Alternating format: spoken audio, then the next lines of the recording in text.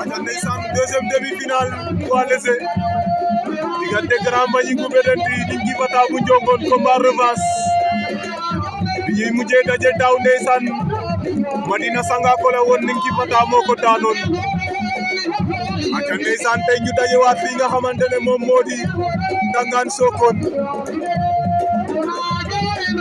Ninki Fata day confirmer wala Grand Mbagnick day fayu loolu ci kanam lay leer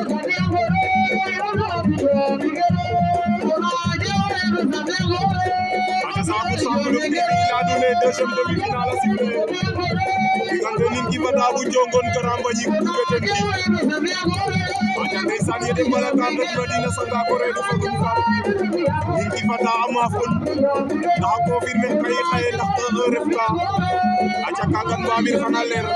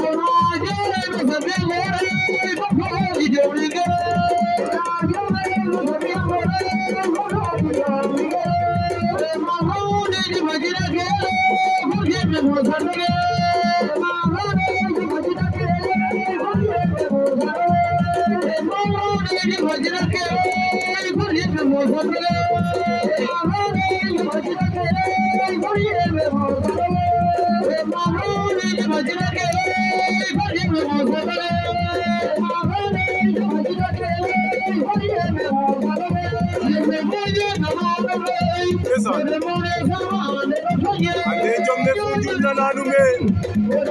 e fode mone samande rotoje ay way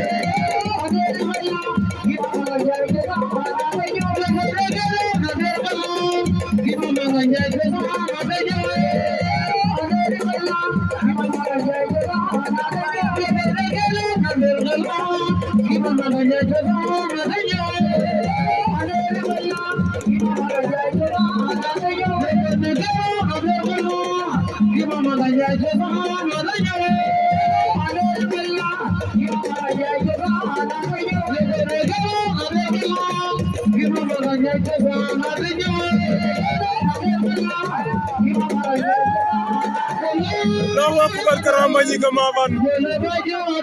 Grand Mbagnick bu Bettenty a maafan Ninki Fata de Grand Mbagnick bu Bettenty a maafan Ninki Fata